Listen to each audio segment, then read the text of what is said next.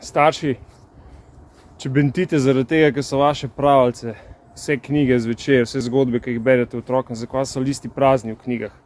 Kam so šli vsi pravljični junaki, vsi palčki, vsi, kaj so jim cela banda? Evo, kle, na poti na Limbersko se zbirajo, samo poglejte.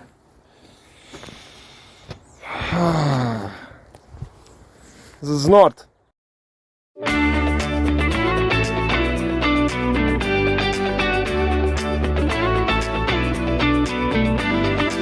Limberska gora. Ta hrib, ki ima 773 metrov nadmorske višine, se ponosno dviga nad Moravško dolino. Je izletniška točka, ki je od Ljubljane oddaljena približno 30 km in ponuja lep razgled vse do Alp. In vas, ki je ime dobila po lilijah in gospodih, ki so tu imeli grad. Na kratko, je kraj, kjer se vedno lahko zgodi kaj lepega. Evo, to piše v brošuri Društva krajanov Limberska gora. Nič si nisem zmislil. Kvečjem sam potrdim lahko iz lastnih izkušenj, da vse skupaj res drži. Zdaj pa, kaj ta se vedno lahko zgodi kaj lepega vse zajema? Zajema vsakodnevne družinske izlete ali izlete v družbi prijateljev tja gor in solo ali družne pohodniško, tekaško, kolesarske podvige ljudi iz cele Slovenije.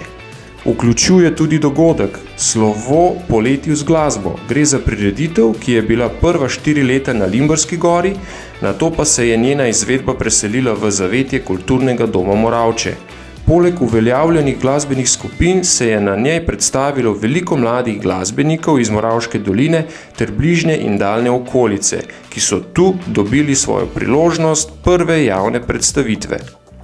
Kaj še?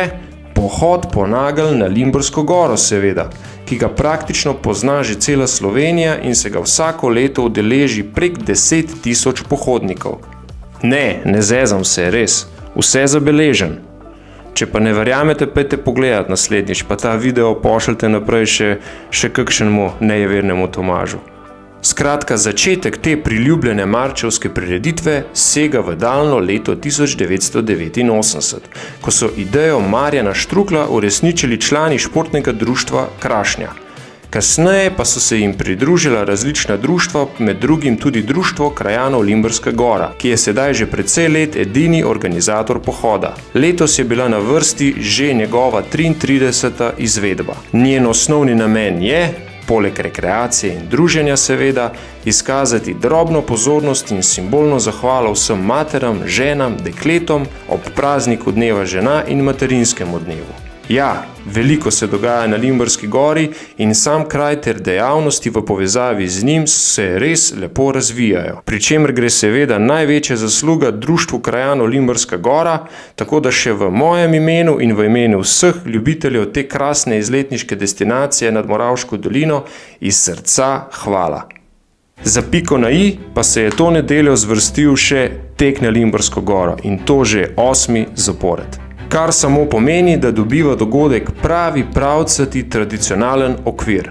Udeležba je bila rekordna, prek 50 tekačev in organizacija ter splošno prireditveno vzdušje zopet enkratno. V skupni razvrstitvi je bil prvi Močnik Martin, drugi Avbel Luka in tretji Senica Vid. Sicer pa vsem tekačem čestitke za pregrižene kilometre klanca, vsem organizatorjem z Društvom krajanov Limberska gora na čelu, pa še enkrat več kapo dol za vso prizadevnost in trud pri izpeljavi vedno bolj obiskane športne prireditve v Moravčah. A ja, pa kot ste videli že na začetku tega prispevka, je variant, kako prideti na Limbersko goro, vse gor do cerkve Svetega Valentina, en kup. Ena od variant je Palčkova pot. Jaz sem bil tam že tolikrat, da te modele po imenu poznam in vam jih bom za zaključek tega videa ene par predstavil. Pa prijavite se na kanal, če se še niste. Se trudim, da nove prispevke tukaj gor obesam večkrat mesečno. Čau!